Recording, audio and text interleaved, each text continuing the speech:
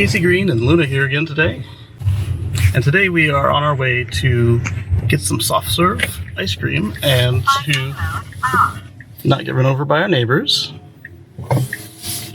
Anyway, to get some soft serve and run some errands. So the next video, what we've got coming up right after this, is my experiences with the new software, the 2019.36. Smart Summon still seems to have difficulties with speed bumps, and the Spotify interface has not gotten any better. It still freezes and sputters, and generally doesn't match up with the experience you get on your computer, the web, or the phone, at least in the US. So in today's video, what I'm going to talk about are the two new features that our car got, aside from the enhanced logic for the Smart Summon, the automatic routing, the automatic navigation, and the scheduled departure. The location-based scheduled departure, actually.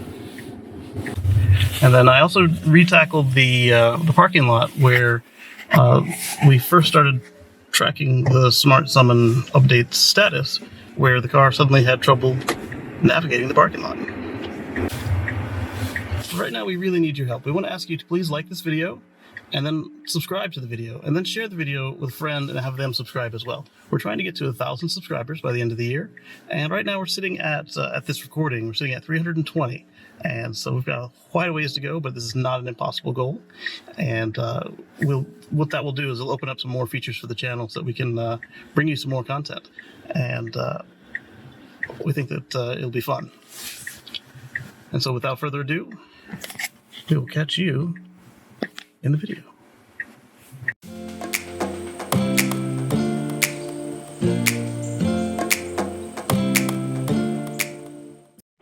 In a world where nobody travels the freaking speed limits, I present the horrors of traffic.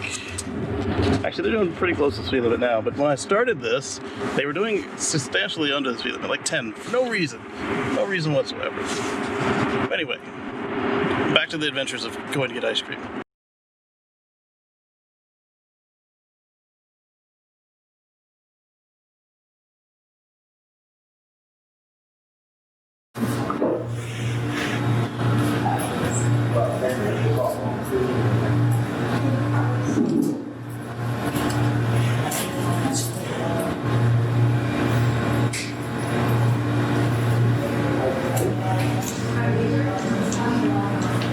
I like this one. Oh, I don't know how to control it. And I like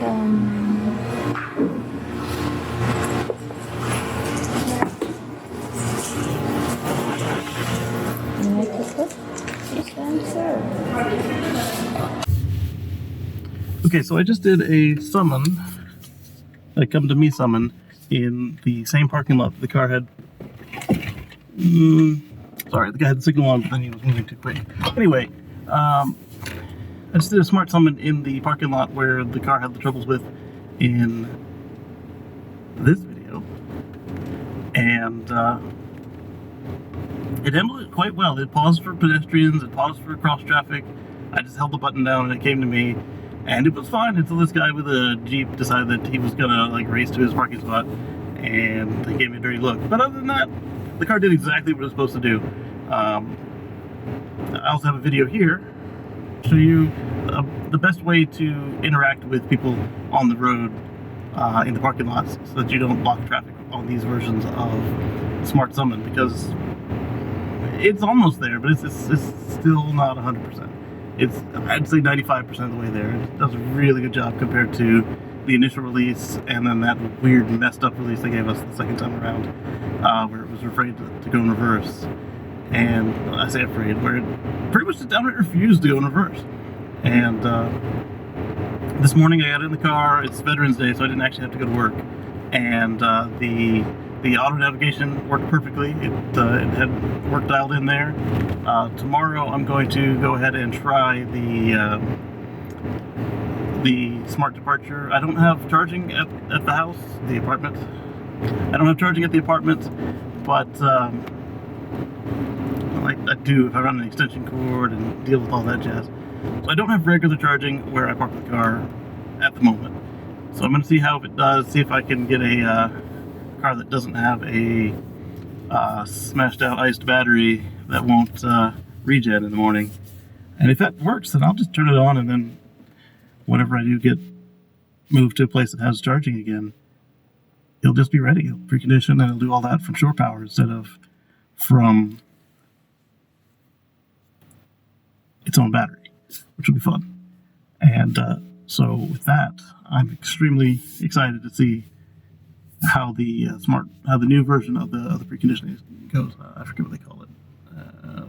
Scheduled departure, they call it. Yes. So with that, we'll catch you in the next scene. While the vehicle was smart summoning, there was a gentleman who was walking, and let me see if I can't save that video. I don't know if it'll get caught or not. Anyway, there was a gentleman who did notice that the vehicle was driverless, and then he stopped and watched it for a good minute while it worked its way to the end of the aisle. It kept pausing to wait on pedestrians and cross traffic, so it took longer than would be expected. But still, quicker than me walking there with my brunch. Yes, I could have used the exercise, but it was more fun to make, just try the feature out, give it some training. I know that people say that it doesn't take any training, but I don't think that it takes zero. They knew that there were 500,000 activations on day one, so, I say day one, but the first period, the weekend, week, whatever Elon was referencing when he mentioned the 500,000 smart summons. And I think Andrew Carthy had mentioned in a recent talk that there were 800,000 activations at the time that he gave his talk, which was really interesting. They went on and talked about how the smart, well, not just smart summon, but how the AI is trained. And I didn't understand all of it. I mean, I'm a pretty technical guy, but it was still very interesting, and gives you great appreciation for all that they're doing and all that the competition is having to go through as well. Even if they're doing the pre-trained models where you can only work in specified areas. So, it's all very interesting stuff. Okay, let's go ahead and set up this scheduled departure setting. So we're going to schedule, we're going to depart at, I wish, whoa, thankfully I didn't go that early. And let's do this only on weekdays. And do I even want to precondition at all? Not really. I guess I don't have a choice. Because I don't really care about the temperature inside the car. If it's cold, I can turn it on from the app. Interesting. So I have it set to start charging it, or start to be done charging by 7, and have the battery ready to go and all that jazz. So we'll see if you don't plug in, if that pre-warms the battery. And the only other option is to run an extension cord all the way over there. I don't like doing that because it makes me late for work. Anyway, we'll see tomorrow. Okay, so one thing that I didn't consider this morning with the new preconditioning versus the smart preconditioning is that it is location based. So you can actually set different schedules per place that you are. So if you have multiple stops in the day, you can have it set for each one to include charging. So the vehicle can be heated or cooled as appropriate. Yes, it has. You can. I need to adjust that so that the doors are slamming. I don't know why this car slams the doors. If it's got soft close. But anyway, I need to adjust it so the slamming of the doors doesn't freak it out. But with the location-based system, you can have multiple settings for your charging as well as your departures, which is pretty cool. And then they all support whether or not you want the weekends. That part I like. I still do miss the idea of the car just learning. There should be an option for that. But seeing as how you could have more than one, more than two, it's not so bad. I imagine it's probably like the home link settings where you can only have probably up to 10 I'll have to read the manual to see if there are any limitations, but it's better than at first glance. Still doesn't make up for not having one pedal driving. If the car can start and stop itself in autopilot, what's the difference? Yes, you're going to have to use different commands, different programming, but... Sorry, I see a green light. So what if it's implemented differently? To the end user, it won't appear any different, and that's all that matters. People have been asking for this feature on the Teslas since 2012, and it would be the right thing to do to make it available.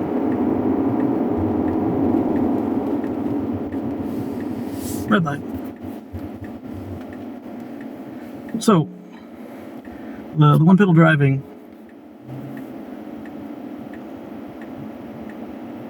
See the darkest things? The one pedal driving would be just phenomenal. You shouldn't have to need a permanent magnet motor for it. Like I said, I don't care if the programming is different. If the car is capable of fully stopping itself in autopilot, there's no difference. I totally get the pre-autopilot cars not being able to do it, because they are not able to stop themselves. They actually came up with a new braking system, braking controllers, motors, all of that jazz with the original autopilot cars in, 2014, 2016, and it was more than 2016. So it was like 2014, 2015, probably right around that fall. And it came out with the D cars, the dual motors. And yeah, they might not have done it right away, but the hardware was there, and they did all get the update to handle it. So if they are able to start and stop themselves, and the Autopilot 2 and 2.5 cars can do it, you shouldn't need a Model 3 motor or a Model 3 base motor to do that. Like I said, yes, you'll have to program it differently. You'll have to deal with that, but the drivers aren't going to care as long as it behaves the same way. Or close, even. Emulate it with the brakes. But that's what I've got while this guy is blasting me with his Volvo lights. Catch y'all soon. Pardon my gum chewing. So, I just had an experience. This sporty car thought he could drive fast, and he beat me to the light. So, not racing, but like the open spot. So I was behind him, and he goes to take off, and he slips the clutch. My car totally, I've got the obstacle aware acceleration turned on. My car totally, it was like I put the car in chill mode. It was my first experience with that. And not that I would have hit him, because I would have just picked up my foot, just like right here. But I love the safety on these cars. Like, there's just a safety built everywhere on them. And that's pretty freaking cool. What more can you say about it? Anyway, see you next time. Good morning. Running a few minutes late, but let's see if the timer slash, I forget what they call the feature. Let's see if the scheduled, yeah, there it is, scheduled departure. Let's see if that actually worked. We'll find out in a second.